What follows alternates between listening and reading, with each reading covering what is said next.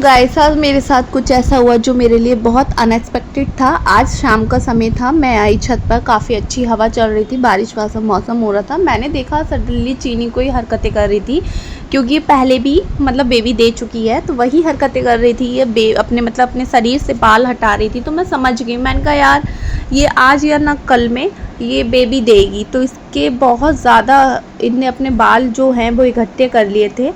तो मैं सोच रही थी अब मैं इसका घर बनाऊं या क्या करूं, तो मुझे कुछ समझ में नहीं आ रहा। मैं जल्दी से नीचे गई, भाभी को बुला कर लाई। तो हमारे पास एक ढोलक खाली रखी थी, मतलब जो बजाने वाली होती है। मैंने सोचा इसमें क्यों ना मैं इसके घर बना लूं।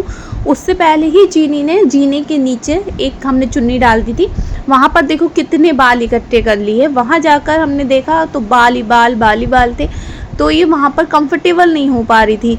तो मैंने सोचा क्यों ना मैं ढोलक में इसका घर बना दूं। तो मैं ऊपर से ढोलक उतार कर लाई, ढोलक रखी, बिलर उसमें काला वाला कपड़ा रखा, तो वहाँ पर इसके बाल रख दिए। फिर भी ये कंफर्टेबल नहीं हो पा रही थी, वो उसका साइज से काफ़ी छोटा लग रहा था। जैसे कि आप वीडियो में आगे देख पा रहे हो, आप चेक कर लेना। मैंने देखो ढोलक रखी, बार बार वहाँ जाकर अपने बाल रख रही थी और कंफर्टेबल नहीं हो पा रही थी, क्योंकि बेबी जहाँ चीनी कंफर्टेबल होती है ना, कहते हैं जहाँ इंसान कंफर्टेबल होता है वहीं बेबी देता है। देखो इसने अपने सारे बाल उतार लिए, वह बाल ले रही थी मुंह में, सारे बाल अपने रख रही थी, बट कंफर्टेबल नहीं हो पाई थी। मैं ऊपर से ढोलक लाई, ढोलक में मैंने जैसे करके यहाँ ये रखा। ये गई थी चीनी, देख के आई, इसे बोलते ना मुआयना करने गई कि हाँ देखूँ देख कैसे लगा। गई, इसे बिल्कुल कंफर्टेबल नहीं लगा, ये वापस आ गई। तो मैं समझ गई, मैंने कहा यार इसे इसमें कंफर्टेबल नहीं लग रहा। तो जो इसका बड़ा वाला पिंजरा है, मैंने उसमें ही फिर सारी चीज़ें रख दी। वहाँ जाकर मैंने सबसे पहले ये सब ढोलक हटाई, इसी जीने के नीचे मैं उस पिंजरे को लेकर आई, पिंजरे में सारी चीज़ें रखी। इतने में ये मैडम बाहर इंतज़ार कर रही थी, इसके मुंह में बाल देखो, फिर भाभी बाल खींच रही थी, देखो बाल नहीं दे रही, कितनी क्यूट सी लग रही है। लेकिन हो सकता है इसके इस समय पेन हो रहा हो। तो मैंने ये पिंजरा रख दिया छोटे वाले वो होता है ना पैरेट वाला पिंजरा, उसमें करके, क्योंकि ये काफ़ी बड़ा पिंजरा है, इसमें करके मैं आधे एक घंटे के लिए नीचे चली गई थी, सारा इंतज़ाम करके। ऊपर आई मैं 1 घंटे बाद, तो चीनी बेबी दे चुकी थी। चीनी ने 3 बेबी दिए थे। तो मुझे लगा ये अभी सेकंड टाइम इसकी डिलीवरी है, ये अभी और बेबी देगी। देखो मैं साइड से, देखो आपको दिख रहे होंगे छोटे छोटे बेबी, इसने सिर्फ 3 बेबी दिए। तो मैं और नीचे चली गई, मैंने कहा कोई बात नहीं, अभी शायद और बेबी देगी, अब मिलते हैं। मैंने कहा चलो ठीक है चीनी, मैं आपको सुबह मिलती हूँ।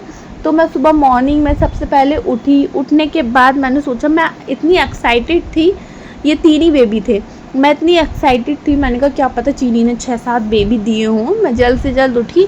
उठने के बाद मैं छत पर गई। छत पर जाने के बाद देखा तो चीनी ने सुबह वाले ही, मतलब कल वाले ही 3 बेबी ही दिए थे। मतलब जो देने चाहिए थे उसे वही बेबी इसने दिए हैं जो रात थे। मुझे लगा ये अभी और बेबी देगी। सुबह बारिश वाला मौसम हो रहा था, तो चीनी के जो मतलब बाल फिर से वो बाल हटा रही थी। तो बेबी बहुत क्यूट, लाइक अ मांस का टुकड़ा वैसे बेबी हुए हैं इसके, जैसे कि आप लोग देख पा रहे हैं। लेकिन ये इन बेबी को सेकंड टाइम मैं फीडिंग नहीं करा पा रही थी, तो मैंने सोचा क्यों ना इसे फीडिंग कराई जाए। भाभी ने इसे पकड़ के फीडिंग कराई। बेबी देख रहे हो आप कितने सॉफ्ट हैं, सारे बाल इकट्ठे हुए पड़े हैं फेस पे इनके, इतने प्यारे लग रहे थे। पर अनएक्सपेक्टेड मेरे लिए ये था, मुझे लगा ये मतलब देगी मैक्सिमम 7-8 बच्चे तो देगी, जैसे इसका पेट दिखकर लग रहा था। लेकिन इसने सिर्फ 3 बेबी दिए। दूध पिलाने में ये महारानी इतनी नौटंकी दिखा रही थी, जैसे इनके नहीं हमारे बेबियों को ये दूध पिला रही हैं।